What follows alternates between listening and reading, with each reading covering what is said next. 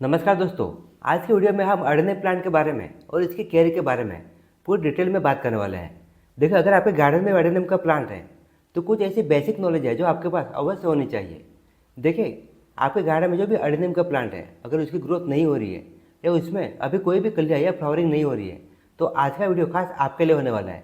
क्योंकि आज के वीडियो में मैं अडेनियम प्लांट के बारे में कुछ ऐसी बेसिक नॉलेज है जो आपको बताने वाला हूँ और उसी के साथ साथ एक ऐसा लिक्विड फर्टिलाइजर बना के दिखाने वाला हूँ। अगर आप उसका यूज करते हैं तो आपके गार्डन में जो भी अडेनियम का प्लांट हो, चाहे वो कितना भी पुराना हो, अगर आप महीने में एक बार इस लिक्विड फर्टिलाइजर इस्तेमाल करेंगे तो आपका जो प्लांट है 1 महीने के अंदर ही उसमें कलियाँ बनना भी स्टार्ट हो जाएगी। तो चलिए फिर दोस्तों वीडियो की शुरुआत करते हैं।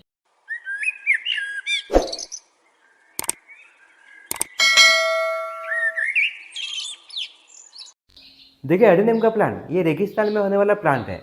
इसके लिए इसे बहुत ही कम मात्रा में पानी की आवश्यकता होती है और इसी के साथ साथ इसे न्यूट्रिशन की जो आवश्यकता है वो भी बहुत ही कम मात्रा में होती है। पर देखिए, जितनी कम मात्रा में इसे पानी की आवश्यकता होती है उससे ज़्यादा इसे दोस्तों सनलाइट की आवश्यकता होती है। इसका दोस्तों ये उल्टा है। इसके लिए आपका जो प्लांट है उसको आपको ऐसी जगह रखना है जहाँ पे इसे कम से कम दिन की 7 या 8 घंटे की कंटिन्यू धूप मिल सके। अगर आपके गार्डन में जो एडेनियम का प्लांट है उसको बहुत ही कम मात्रा में यानी 2 या 3 घंटे की धूप मिलती हो तो उस प्लांट की ना ही अच्छी ग्रोथ होगी, ना ही उसमें कभी कलियाँ या फ्लावरिंग बनेगी। और देखिए, जो एडेनियम का प्लांट उसका जो कोडेक्स है वो बहुत ही चौड़ा होता है और इस कोडेक्स में भरपूर मात्रा में पानी को और खाने को जमा करके रखता है।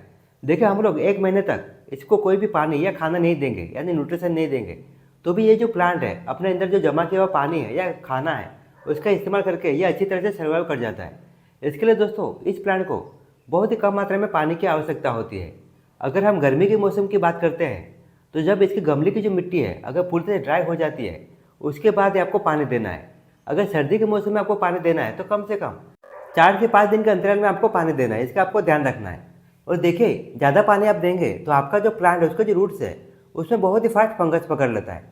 इसके लिए जितना हो सके आपको महीने में एक बार जो फंगीसाइड का पाउडर है उसका लिक्विड बनाकर आपके गार्डन में जो भी प्लांट है जो गमले में लगा हुआ है उस सभी एडेनियम प्लांट में आपको दोस्तों महीने में एक बार इसका इस्तेमाल करना है ताकि आपका जो प्लांट उसका जो रूट्स है वो हमेशा हेल्दी बन रहे और उस पर कोई भी फंगस का अटैक ना हो। देखिए दोस्तों, अगर आप नर्सरी से कोई भी एडेनियम का प्लांट बाय करके लेके आते हैं तो जितना होता है जो एडेनियम के प्लांट है वो ऑलरेडी पोट्स में होते हैं। बहुत ही कम मात्रा में ऐसे जो एडेनियम के प्लांट है वो दोस्तों पॉलीथीन की थैली में आते हैं। अगर आप एडेनियम का कोई भी प्लांट अगर नर्सरी से परचेस करके लेके आते हैं और इसे घर पे लाकर अदर प्लांट में यानी अदर पॉट्स में अगर आपको शिफ्ट करना है तो जितना हो सके जो पॉट्स की साइज है वो आपको छोटी लेनी है। अगर बड़े पॉट्स में अगर इसे शिफ्ट करते हैं तो आपका जो प्लांट है उसका जो रूट्स है वो रूट्स को ही सिर्फ डेवलप करते रहेगा और उस टाइम पे आपका जो प्लांट है ना ही कोई कलियाँ देगा ना ही फ्लावरिंग होगी। अगर आपको लगता है कि आपका जो प्लांट है नर्सरी से जैसे हम बाय करके लेके आते हैं तो तुरंत ही यानी 1 से 2 महीने में इसमें कलियाँ या फ्लावरिंग चालू हो जाए तो आपका जो पॉट्स की साइज़ है वो आपको छोटी लेनी है। देखिए, अगर हम लोग एडेनियम प्लांट की अगर मिट्टी की बात करते हैं, अगर आप इसे गमले में लगाना चाहते हैं तो देखिए, एडेनियम का जो प्लांट है वो रेगिस्तान में होने वाला प्लांट है यानी इसे बहुत ही कम मात्रा में पानी की आवश्यकता होती है और जो भी पानी हम देते हैं वो दोस्तों कुछ मिनटों के अंदर ही वो ड्रेनेज होने से बाहर निकल जाना चाहिए यानी जो मिट्टी है वो वेल ड्रेन होनी चाहिए। तो देखिए, इसके लिए आप 70 से 75% जो रेत का या बजरे का भी इस्तेमाल कर सकते हैं और जो गार्डन की नॉर्मल मिट्टी है उसे आप 20 से 25% इस्तेमाल कर सकते हैं। देखिए, इसमें जितना हो सके आपको कोकोपीट का इस्तेमाल नहीं करना है क्योंकि कोकोपीट ये पानी को होल्ड करके रखता है और ज़्यादा टाइम पानी को अगर होल्ड करके रखेगा तो आपका जो प्लांट उसके जो रूट्स है उसमें फंगस दोस्तों आसानी से पकड़ लेता है और इसके कारण आपका जो प्लांट है वो सभी दोस्तों खराब हो सकते हैं। तो जितना हो सके आपको कोकोपीट का इस्तेमाल नहीं करना है। देखिए दोस्तों, ऐसे देखा जाए तो एडेनियम का जो प्लांट है वो बहुत ही हार्डी प्लांट है यानी इस पर किसी भी बीमारी का अटैक नहीं होता है। पर देखिए, जब नई पत्तियाँ आने स्टार्ट होती हैं या जो कलियाँ आनी स्टार्ट होती है तो उस टाइम पे मिलीबग का अटैक इसमें दिखाई देता है और उस टाइम अगर आप किसी भी पेस्टिसाइड का स्प्रे नहीं करेंगे तो मिलीबग का जो अटैक है एक प्लांट से दूसरे प्लांट और दूसरे से तीसरे ऐसे करके हमारे जितने भी एडेनियम के प्लांट है सभी प्लांट पे ये दोस्तों बीमारी हो जाएगी। और मेन बात तो हमारा जो प्लांट है उसको जो कलियाँ आती है वो धीरे धीरे करके जो कलियाँ वो ड्रॉप होने लगती है। इसके लिए जितना हो सके आपके गार्डन में जो भी प्लांट है अगर उस पर मिलीबग का अटैक है तो आप दोस्तों कोई भी ऑर्गेनिक या रासायनिक पेस्टिसाइड का स्प्रे कर सकते हैं। इसके बाद जो मेन बात आती है वह है फर्टिलाइजर की। देखिए, आपके गार्डन में जो भी एडेनियम का प्लांट है उसमें बहुत ही कम मात्रा में यानी महीने में 1.5 महीने में आपको एक ही बार फर्टिलाइजर का इस्तेमाल करना है। और देखिए, जो फर्टिलाइजर हम इस्तेमाल करने वाले हैं अगर उसमें आप रासायनिक फर्टिलाइजर का इस्तेमाल करना चाहते हैं तो जितना हो सके आपको बहुत ही कम मात्रा में, यानी ना के बराबर आपको रासायनिक फर्टिलाइजर का इस्तेमाल करना है। देखिए दोस्तों, मेरे हाथ में जो अभी बोतल देख रहे हैं, ये रासायनिक और ऑर्गेनिक दोनों फर्टिलाइजर का मैंने कंबाइन करके ये बहुत ही अच्छा और बहुत ही पावरफुल मैंने लिक्विड फर्टिलाइजर बना कर रखा है। और इसे बनाकर कम से कम अभी 3 महीने हो चुके हैं।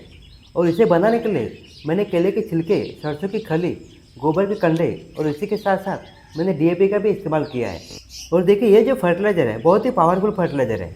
आपके गार्डन में जो भी प्लांट है, फिर चाहे वो फलों वाला हो, फूलों वाले या सब्जी वाले प्लांट हो, अगर उसकी ग्रोथ नहीं हो रही है या उसमें कोई भी कलियाँ या फ्लावरिंग नहीं बन रही है, तो एक बार इसका इस्तेमाल करके देखिए। आपको 1 हफ्ते के अंदर ही इसका जो रिजल्ट है वो दिखना स्टार्ट हो जाएगा। और मेन बात तो, ये जितना पुराना होता जाएगा उतना इसकी जो पावर है वो दोस्तों बढ़ती जाएगी। सिर्फ आपको जब भी आपको स्टोर करके रखना है तो एयर पैक जो बोतल है या एयर पैक डिब्बे में आपको अच्छी तरह से इसे पैक करके रखना है। और जब चाहिए तब आप इसका इस्तेमाल कर सकते हैं। और देखिए, ये जो लिक्विड फर्टिलाइजर है, इसे बनाने की जो विधि है थोड़ी सी अलग सी है। इसके लिए दोस्तों मैं डिस्क्रिप्शन में इसका लिंक दे दूंगा और वहाँ से देखकर इसे किस तरह से बनाना है वो भी आप देख सकते हैं। और देखिए, ये जो फर्टिलाइजर है आपके गार्डन में सभी प्लांट में आप इसका इस्तेमाल करेंगे तो आपको बहुत ही अच्छा और बहुत ही ज़बरदस्त रिजल्ट मिलेगा।